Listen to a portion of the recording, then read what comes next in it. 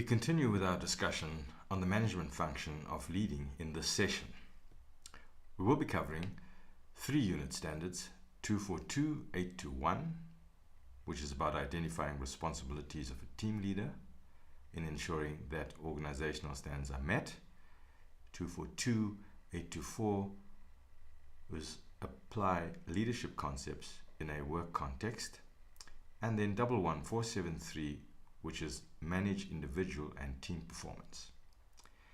These unit standards demand that we consider our role and responsibilities in ensuring that our direct reports are aware of what they are supposed to do, how they're supposed to perform these functions, and to be given timeous feedback as to whether their performance is satisfactory, unsatisfactory, or exceptional. Giving this feedback requires specific management skills which are enhanced or affected by different leadership styles.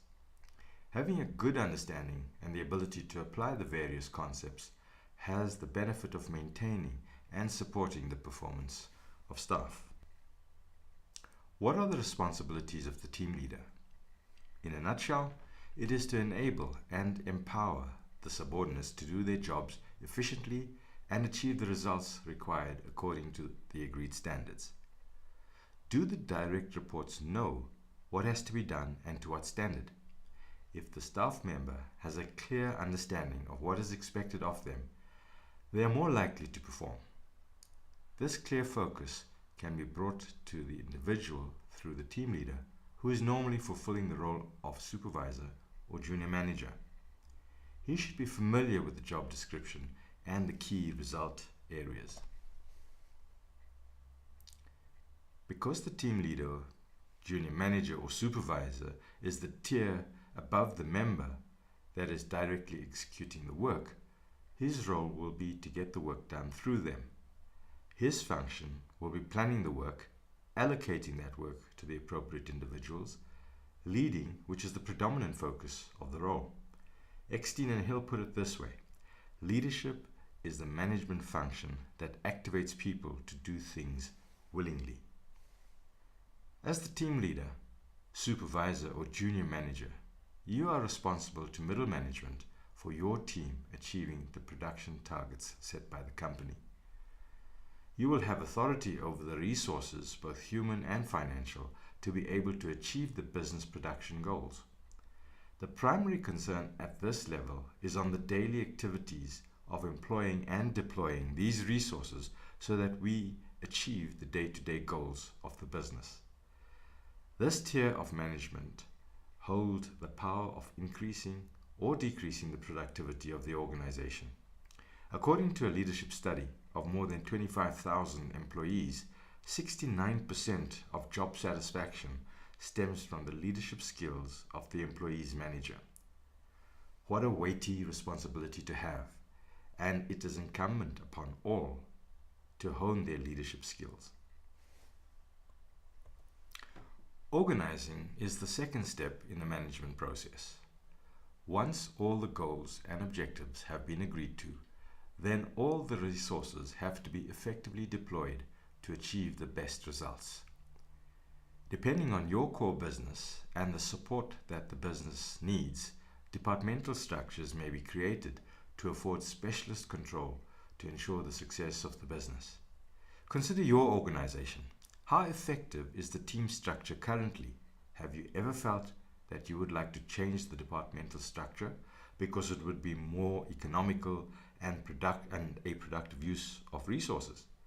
If you believe it strongly, how can you bring about these changes? Viktor Frankl, who wrote a book called Man's Search for Meaning, said, "Everyone has his own specific vocation in life. Therein he cannot be replaced, nor can his life be repeated. Thus, everyone's task is as unique as his specific opportunity to implement it." Would this be one of your opportunities to shine as a manager?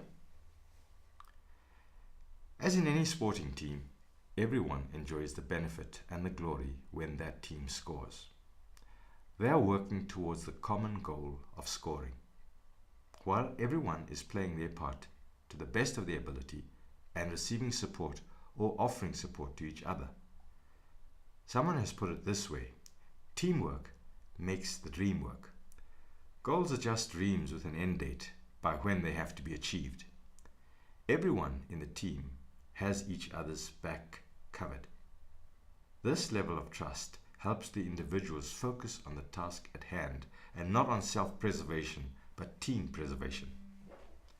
Teams can be likened to a cohesive unit striving to achieve the common purpose. Not so with groups.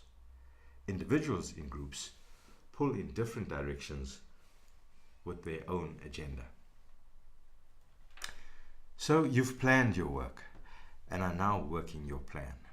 You have organized your resources and it's working like a well-oiled machine. You have delegated the various tasks to the appropriate, competent person. You still have to keep your finger on the pulse to ensure that the team stays on track. When NASA sends the shuttle to the moon, there are infinitesimal calibrations taking place so that the space shuttle stays on course to safely arrive on target. So too must a manager constantly measure the departments and the individuals against the agreed criteria in order to take corrective action. The reason for the monitoring or controlling is to support the individual and the team in achieving the goals that are necessary for success. Depending on the individual, this does not mean micromanaging someone.